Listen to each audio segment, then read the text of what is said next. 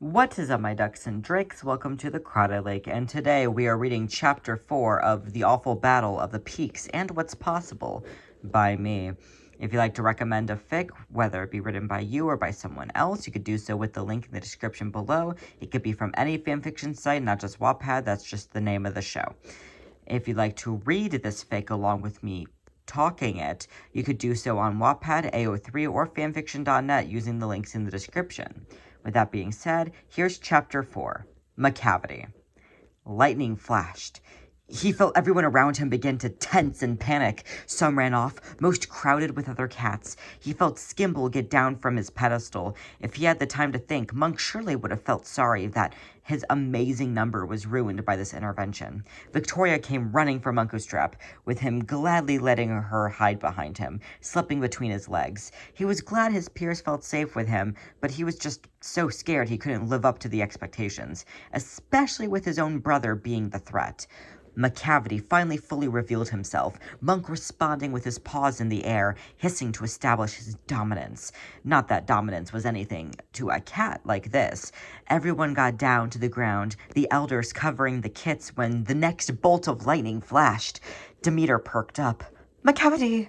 Well, yeah, no dip. Monk didn't like thinking so horribly of his beautiful mate, but sometimes it got the better of him. All the cats on the ground below him were hissing wildly in response to Macavity towering over them all, his pitch-black eyes and open fangs awaiting the pounce. Munkustrap kept his stance in protecting his tribe. Yes, his father was powerful, but also old and withering.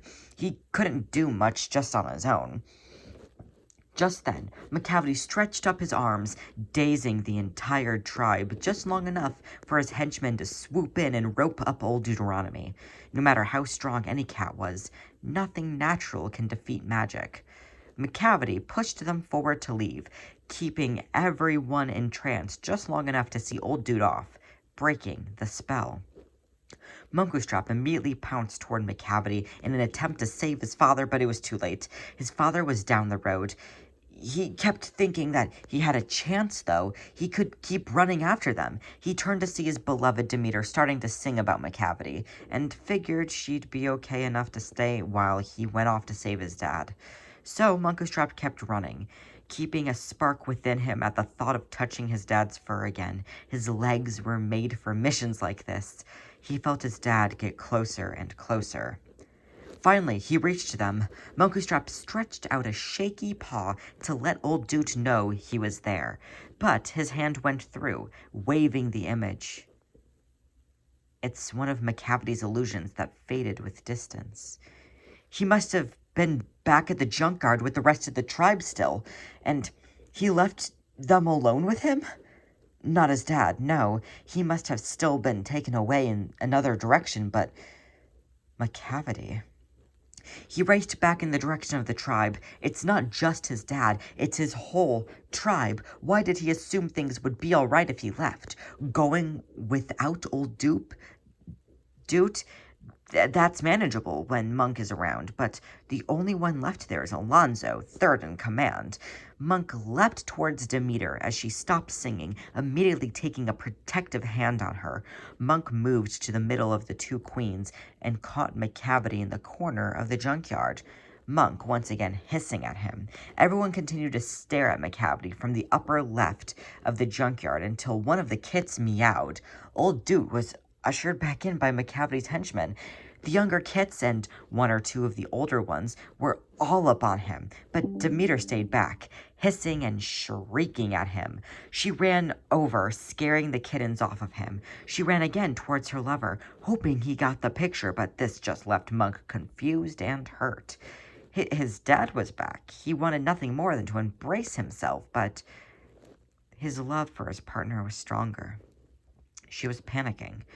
Maybe even being hysterical. Still, that's his girl, and she comes first. He reached out a paw to comfort her, but right as he did, Demeter pounced right on top of old Doot to reveal once again Macavity intruding on them. He was ready for a fight. Munkustrap stood protectively in the corner of the more elderly cats as Macavity flung around, scratching him across the face and taking Demeter. Munkustrap was not about to see her get catnapped. Not again. She was dragged out center by Macavity before Munkustrap swooped up, grabbing her legs and fighting for her with all of his might. That's when Alonzo came in and helped, swooping her away by her torso. Macavity followed the poor queen until Munkustrap got in his way and squared up for a fight. Lightning struck as Macavity made Monk hiss and open up, Macavity not having any of it, and once again slashing him in the face. Monk wasn't knocked off his feet again this time, though, and stood his ground, taking the moment Macavity thought he was disoriented to slash him right back in the same way. The two circled each other, Munkustrap keeping his eyes glued to his brother the whole time as Macavity started with his back to the cat before finally facing him. Both cats scraped their hind paws before coming closer to scratch each other's face once more. Macavity pounced on Munkustrap's back to choke him from behind, but Monk flew off with great force. He was keeping Macavity distracted and protecting everyone he loved. Munkustrap let nothing cross his mind but his goals to end this villainous traitor. Nothing at all. Not even the fact that he was fighting his brother. Monk flipped over Macavity, meeting him at his level on the ground, pounding it before standing up. He ran right for Macavity to charge at his exposed chest before he was lifted in the air and flung back, not getting up in time to miss the trampling Macavity did to his body. He was heading right back for Demeter. This caused Monk to jump right back up, but he was greeted again with another hit to the face, stumbling back, but going for Macavity again. He scratched as hard as he could away at his back, but Macavity was doing the same, making it increasingly more difficult. Finally, he was flipped backwards and he was knocked out, greeting the darkness on the ground. The sudden warmth he felt spread through him and the gentle pause that met those burnt, warm spots. He didn't wake up until he heard this harsh, high-pitched sound and noticed the mumbling uproar as everything went dark. He didn't know what happened, but there was a light. He had to find Demeter. He finally met her gaze from across the yard, leaving those caring for his hurt body to meet Demeter in the middle and nuzzle her for safety. She was going to be okay, he knew it.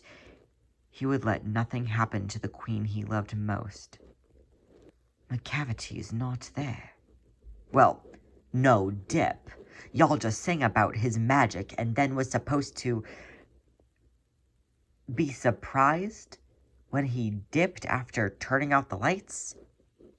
We've got to find old Deuteronomy. There was a light whisper as Monk went back in for another nuzzle from his mate.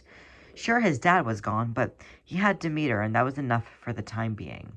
From the dark, he heard his brother. Oh boy. You ought to ask Mr. Mistopheles, the original conjuring cat.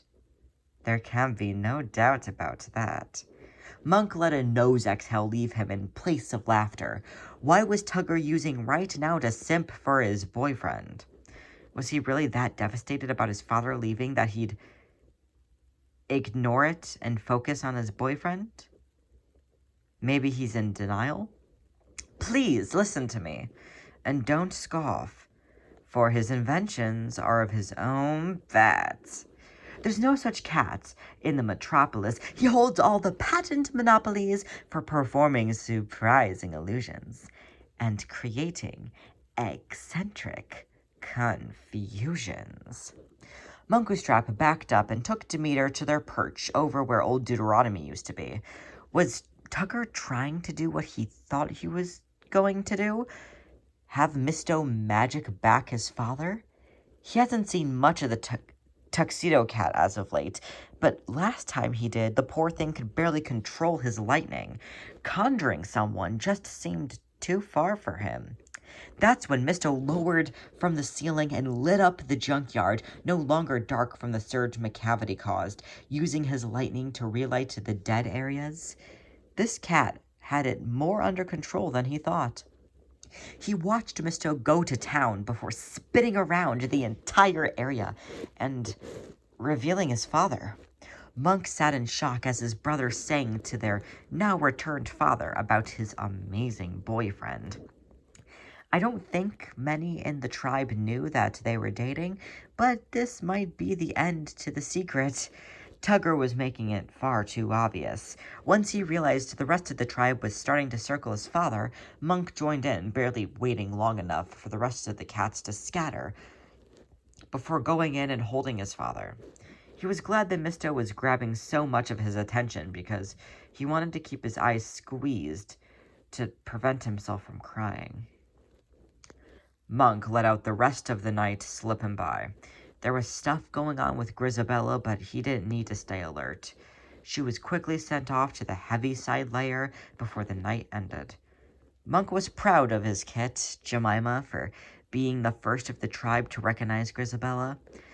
Monk took the lovely girl in as a mentee just 6 months ago.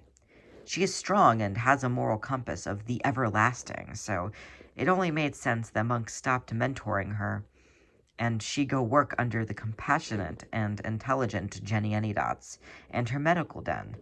McCavity never struck twice in the same night and failed to keep old Doot, so he would wait a while before attacking again. He didn't mind not being as alert the night linger off. Thank you so much for listening. If you'd like to be notified when the next video or chapter gets posted, subscribe and hit that notification bell, because that's how notifications work. If you'd like to suggest a fic from any fanfiction website with any author, do so with the link in the description. And if you'd like to read the fic, you can do so with the links in the description. With that being said, once again, thank you so much for listening, and much like Munkustrap trying to fight off old McCavity, do your best.